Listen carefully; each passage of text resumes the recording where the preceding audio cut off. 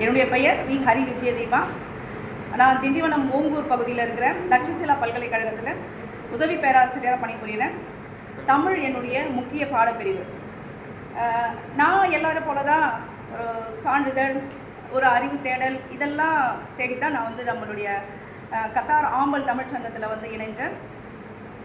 இந்த ஆம்பல் தமிழ் சங்கத்தில் இணைஞ்சதுக்கப்புறம் இதில் முதல்ல என்ன பண்ணுறாங்க எதுவும் எனக்கு புரியல. அடுத்தடுத்த நாட்கள் போக போக தான் தெரிஞ்சது தமிழை எப்படியெல்லாம் வளர்க்கலாம் அப்படிங்கிற மாதிரி இந்த நிறுவனத்தாருடைய போக்கு போயிட்டுருக்கு அப்படிங்கிறது எனக்கு புரிய ஆரம்பிச்சது. அதுக்கப்புறம் ரொம்ப ஊன்றி கவனிக்க ஆரம்பித்தேன். ஒவ்வொரு நாளும் நடக்கிற நிகழ்வுகளை, அதாவது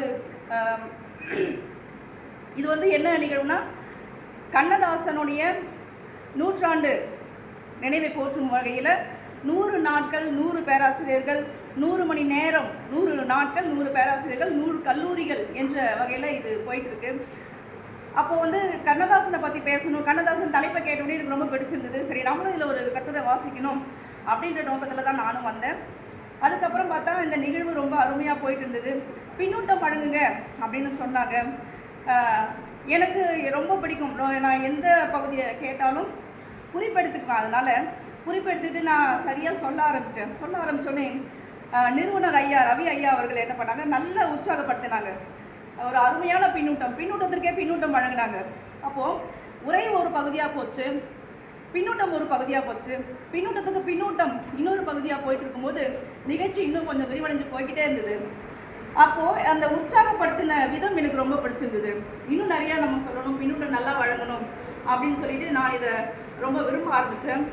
அதுக்கப்புறம் நான் என்ன யோசித்தேன்னா, இந்த களத்தை ஏன் நம்ம ஒரு பயிற்சி களமாக எடுத்துக்கக்கூடாது அப்படிங்கிற மாதிரி நான் இதை ஒரு பயிற்சி களமாக எடுத்துக்கிட்டு ஒவ்வொரு நாளும் ஒவ்வொரு நிகழ்வு நடக்கும் போதும் என்னுடைய கண்ணோட்டத்திலான என்னுடைய பின்னோட்டத்தை சரியாக நான் சொல்லிக்கிட்டே இருந்தேன். இது எனக்கு ரொம்ப நிறைவாக இருந்தது.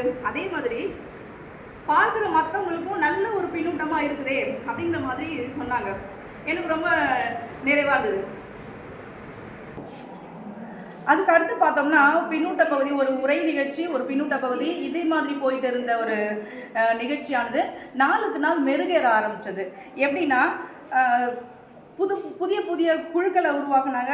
கவிதைக்குன்னு ஒரு தனிக்குழு, கட்டுரைக்குன்னு ஒரு தனிக்குழு, கண்ணதாசன் பாடல்களை பாடுவதற்கென்ற ஒரு தனிக்குழு, அடுத்தது ஓவியம், சிறுவர்கள் முதல் பெரியவர்கள் வரை ஓவியம் வரைகிறதுக்காக ஒரு தனிக்குழு. இந்த மாதிரி இந்த குழுவுடைய செயல்பாடுகளானது மிக பறந்து விரிந்த அளவில் போயிட்டு இருந்ததை நான் பார்த்தேன்.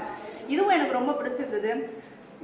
இது எல்லாத்தையும் சேர்த்து, தனித்தனி குழுவாக இருந்தாலும் இது எல்லாத்தையும் சேர்த்து ஒரே நிகழ்வாக ஒரே மேடையில், அந்த இணைய மேடையில் கொண்டு அரங்கேற்றியதும் ஒரு புதுவித முயற்சியாக இருந்தது. இதுவும் பார்க்குற எல்லா மக்களிடையும் ஒரு நல்ல வரவேற்பை ஏற்படுத்தியது. அடுத்தது பார்த்தோம்னா, இந்த நிகழ்ச்சி கத்தார் ஆம்பல் தமிழ் சங்கத்தின் இந்த கண்ணதாசன் 100ஆண்டு விழா தொடங்கி ஒரு 20 நாளுக்குள்ளாகவே என்னுடைய பேச்சு, என்னுடைய பின்னூட்டம் இதெல்லாம் பார்த்துட்டு நான் நிறைய இலக்கியங்களை சம்மந்தப்படுத்தி பேசுறது, இது எல்லாத்தையும் பார்த்து என்ன பண்ணாங்கன்னா, விருது நிகழ்ச்சி ஒன்று ஏற்பாடு பண்ணாங்க. அதாவது ஜூலை 15 பெருந்தலைவர் காமராஜருடைய பிறந்த நாளை முன்னிட்டு அந்த விருது எப்படி தந்தாங்கன்னா, கல்வி விருது, அதாவது பெருந்தலைவர் காமராஜர் எஜுகேஷனல் எக்ஸலன்ஸ் அவார்டு அப்படின்னு சொல்லிட்டு ஒரு விருது கொடுத்தாங்க. இந்த விருது என்ன ஆச்சுன்னா எனக்கு ரொம்ப உற்சாகத்தை ஏற்படுத்தியது. தொடர்ந்து நம்ம இதே மாதிரியான ஒரு பணியை செய்யணும் அப்படிங்கிற ஒரு ஆர்வத்தை எனக்குள்ளே ஏற்படுத்தியது. அது ரொம்ப எனக்கு பிடிச்சிருந்தது. விருதுன்னு பார்த்தோம்னா, இப்போ சாதாரணமாக ஒரு சான்றிதழ்காகவோ இல்லை ஒரு பட்டய படிப்புக்காகவோ நம்ம எதுக்காகவோ வேறு ஒரு அமைப்பு சார்ந்து நம்ம போய் சேர்ந்தோம்னாலே குறைந்தது ஒரு 100 ரூபாய் அல்லது 150, 200, 250 இந்த மாதிரியாக ஒரு விருது அப்படின்னா ஒரு 1500 இந்த மாதிரி கேட்பாங்க. காசு கொடுத்து தான் மற்ற இடங்களில் விருதுகளை பெறுவது. இப்போது இந்த காலகட்டத்தில் விருதுகளை யாரும் பெறுவதில்லை. விருதுகள் காசு கொடுத்து வாங்கப்படுகின்றன. என்னை பொறுத்த வரைக்கும் அப்படி தான். ஆனால் நான் எல்லாரையும் சொல்ல மாட்டேன். அப்படி ஒரு சில இடங்களில் விருதுகள் காசு கொடுத்து வாங்கப்படுகின்றன. இந்த மாதிரியான சூழ்நிலையில் எனக்கு இந்த பெருந்தலைவர் காமராஜர் கல்வி விருது கொடுத்து என்னை கௌரவிச்சாங்க. இந்த கௌரவம் எனக்கு மிகப்பெரிய கௌரவமாக நான் நினைக்கிறேன். ஏன்னா நான் இந்த 20 நாட்களாக உழைத்த, கவனித்த என்னுடைய கல்விக்கு கிடைச்ச பெருமையாக நான் இந்த விருதை நினைக்கிறேன். அதற்காக ஐயா அவர்களுக்கு என்னுடைய சிரம் தாழ்ந்த நன்றிகளை தெரிவித்துக் கொள்கிறேன். அடுத்ததாக பார்த்தோம்னா என்ன மாதிரி இன்னும் 4 பேருக்கும் இந்த விருது கொடுத்தாங்க. தொடர்ந்து எந்தவித எதிர்பார்ப்பும் இல்லாமல் மக்களை இந்த மாதிரி ஆர்வமாக இருக்கக்கூடிய மக்களை ஊக்கப்படுத்தும் வகையில் இந்த விருது நிகழ்ச்சியும் இந்த நிகழ்ச்சிகள்லாம் தொடர்ந்து நான் போயிட்டுருக்கிறது எனக்கு ரொம்ப பிடிச்சிருந்தது. இந்த விருதுக்கு அப்புறம் எனக்கு ரொம்ப உற்சாகமாக இருந்தது. அதுக்கப்புறம் நான் இது எனக்கு மட்டும் கிடையாது, எல்லாருக்குமே சொல்லி கொடுத்துருக்காங்க. அப்புறம் பார்த்தோம்னா நிறைய எல்லாரையும் வளர்ந்து வரும் இந்த மாதிரியான கவிஞர்களை ஊக்குவிக்கிற வண்ணம் அவர்களுடைய செயல்பாடுகள்லாம் இருந்தது. கத்தார் ஆமத் தமிழ்ச்சங்கத்துடைய செயல்பாடுகள் ஒரு ஒருங்கிணைப்பாளராக ஒருத்தவங்களை ஒரு தனி மனிதரை எப்படி முன்னுக்கு கொண்டு வரலாம், ஒரு பின்னூட்டாளராக எப்படி கொண்டு வரலாம், ஒரு பேச்சாளராக 1 நிமிட பேச்சு 2 நிமிட பேச்சு ஒரு உரை வழங்குற அளவுக்கு ஒரு நிகழ்ச்சியை தொகுத்து வழங்குற அளவுக்கு எப்படியெல்லாம் ஒருத்தவங்களை உருவாக்கலாம், தொழில்நுட்ப ரீதியாகவும் எப்படி உருவாக்கலாம் அப்படிங்கிற மாதிரி அவங்களுடைய போக்கு போயிட்டுருக்கிறது எனக்கு ரொம்ப பிடிச்சிருந்தது. அதனால் நானும் தொடர்ந்து இங்கே பயணிச்சுட்டு வரேன் அவங்க கூடவே.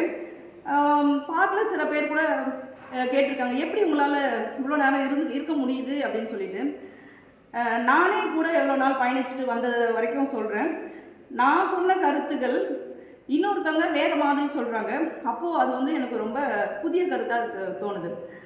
எடுத்துக்காட்டாக சொல்லணுன்னா, இப்போது கல்லை கண்டால் நாயை காணும், நாயை கண்டால் கல்லை காணும் அப்படின்னு சொல்கிறோம். அதுக்கு இது கிடந்த பொருளாக இருக்குது. இதுக்கு உள்ளார்ந்த பொருள் பார்த்தோம்னா, கல்லுன்னு பார்த்தா கல்லாக தான் தெரியும், கடவுள்னு பார்த்தா கடவுளாக தான் தெரியும் அப்படிங்கிற மாதிரி சொல்கிறோம். ஆனால் இதையும் தாண்டி இன்னொரு வடிவம் சொல்லப்படுது. இன்னொரு வடிவம் என்னென்னா, கல்லை கண்டால் நாயகனை காணும், நாயகனை கண்டால் கல்லை காணும் அப்படின்னு சொல்லும்போது இதெல்லாம் ரொம்ப புதிய ஒரு விஷயமா எனக்கு தெரியுது. அதனால் நான் தொடர்ந்து பயணிச்சுட்டே வரேன். இதே மாதிரி என்னை மட்டும் இல்லாமல் மற்ற எல்லாரையும் ஊக்குவிக்கிற வண்ணம் இந்த நிகழ்ச்சி போயிட்டுருக்கு. இது எனக்கு மட்டும் இல்லாமல் எல்லாருக்கும் ஒரு பயனுள்ள நிகழ்ச்சி. அதனால் இந்த நிகழ்ச்சி எனக்கு ரொம்ப பிடிச்சிருக்கு. நன்றி.